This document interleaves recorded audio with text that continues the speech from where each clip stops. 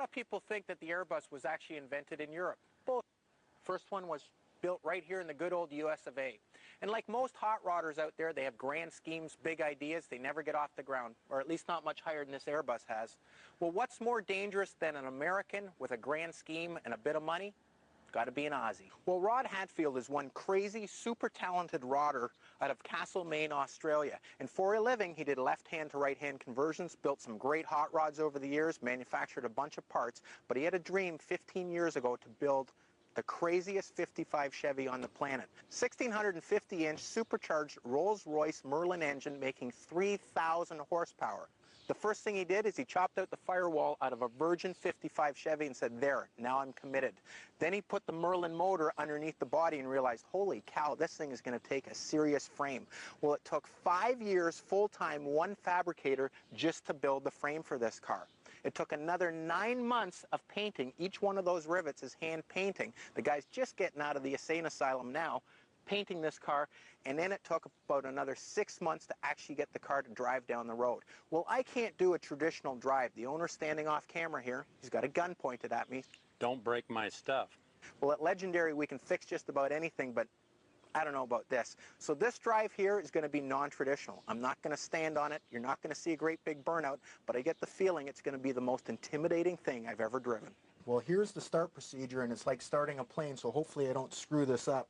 First, we have to turn on the main battery switch. Then we drop down and we open up the oil tank. The next thing we have to do is turn on the fuel and the ignition. We have to run the magneto switches both up, pull out the fuel mixture all the way out, and at the same time I'm going to push the start, the coil boost, and this little button here.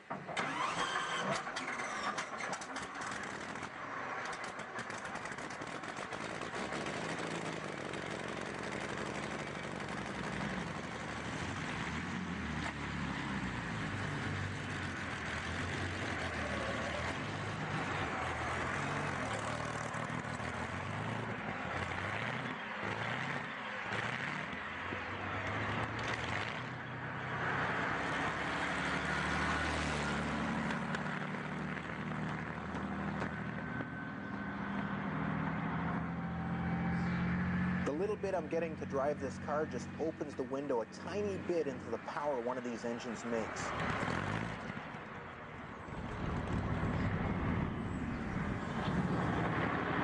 It wants to turn the car over, not just propel it forward.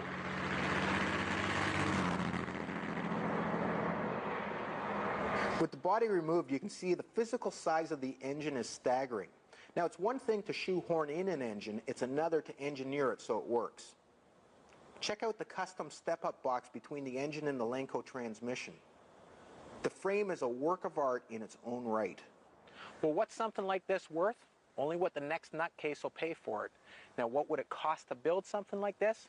Way over $1 million, and I don't even know if you could duplicate it for this. The quality of this car is unbelievable. The outrageousness of this car, I don't think you're ever going to see again.